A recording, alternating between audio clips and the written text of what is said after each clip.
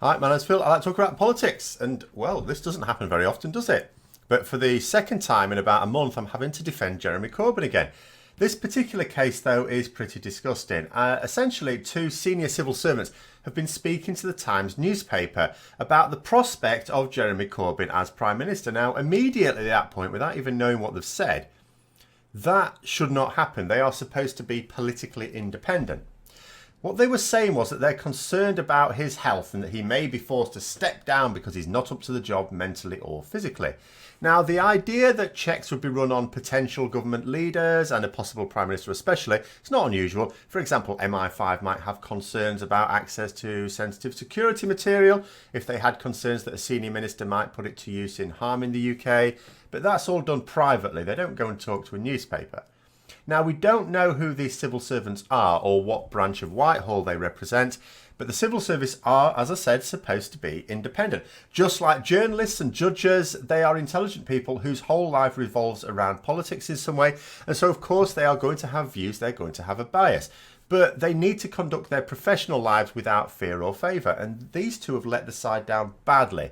It's an absolute disgrace that they go to the media to essentially smear a party leader when there could be a general election in the air soon. And their actions are most certainly political. This won't be a genuine fear. I mean, I'd find it hard to argue about his lack of mental capacity, but it seems laughable to me to poke at his physical fitness. 70-year-old he may be, but he's physically very active for a man of his age. Besides, it wouldn't even be a big deal. If he fell ill, all right, the government would just appoint an interim. While they organised a leadership contest, the Queen would appoint that interim leader as Prime Minister, and they would then step down as soon as the leadership contest had been decided, unless, of course, they won, in which case they would just stay as Prime Minister. It's not a big deal at all. Only moderately annoying if he were to take an ill, say, during a state visit or something, but again, that's not a disaster. One of the civil servants said, "When does someone say he is too ill to carry on as leader of the Labour Party, let alone Prime Minister? There must be senior people in the party who know he is not functioning on all cylinders."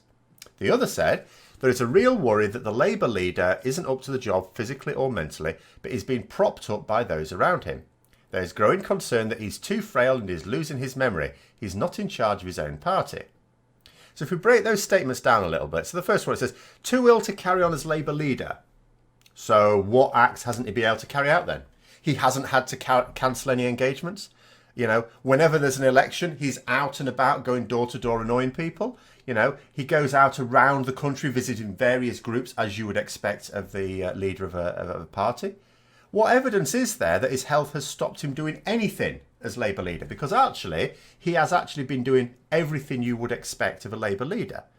Apart from leading, but that's nothing to do with his fitness. I agree that his stupidity has stopped him, but that's a charge that could be laid against the Conservative leaders as well, and they aren't complaining about those. Secondly, about being propped up by others. Does he mean physically or metaphorically? If physically, then that's a nonsense. You don't see him constantly flanked by two burly chaps each holding an arm, do you? If metaphorically, then how is that any different to the behaviour of Theresa May or Boris Johnson, with both of them taking their lead from hardliners in the party? The idea of being propped up metaphorically is a political issue and got nothing to do with fitness. The third thing is they're saying they've got growing concerns that he's too frail and losing his memory. So are these guys doctors? Have they run physical and mental checks on him?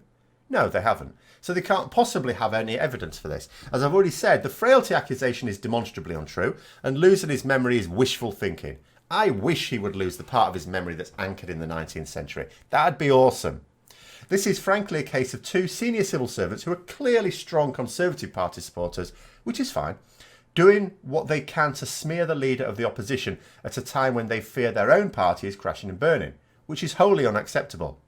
It goes without saying that Jeremy Corbyn has called for an investigation into this incident. He described it as compromising the integrity of the civil servant, which it absolutely is.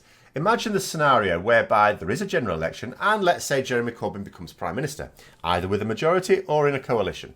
It is absolutely vital for the good functioning of government that ministers are able to trust their civil service to carry out their wishes.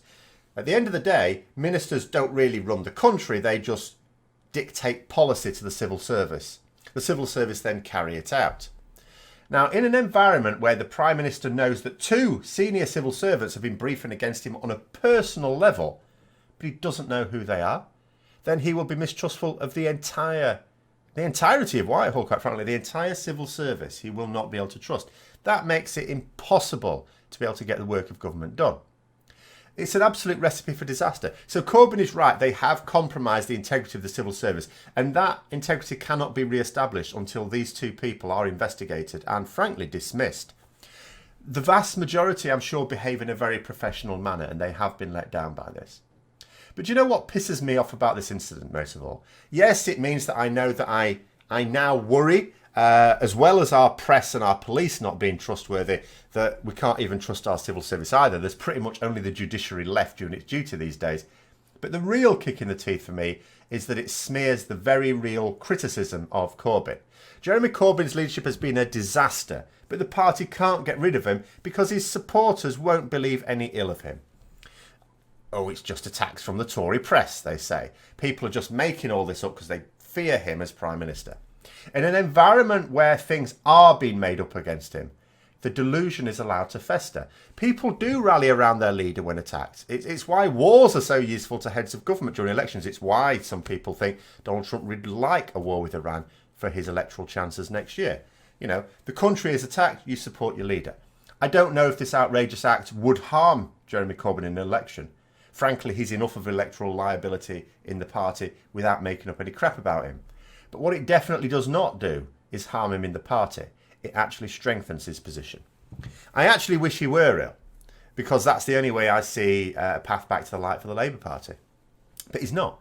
He's perfectly physical fit. For a man 30 years his junior, quite frankly, he's probably physically fitter than either the current Prime Minister or the next one. I can't speak for mental fitness, but I'm certain that neither can those civil servants. So what really annoys me is that it is just solidifying his support base and blurs the lines between genuine criticism and political attacks. It allows those supporters to see any criticism of him as being political criticism by a political opponent. So anyway, those are my thoughts. Let me know yours in the comments below. Hope you found the video interesting. If you did, don't forget to click the like button, subscribe for further content. Until next time, I'll see you later.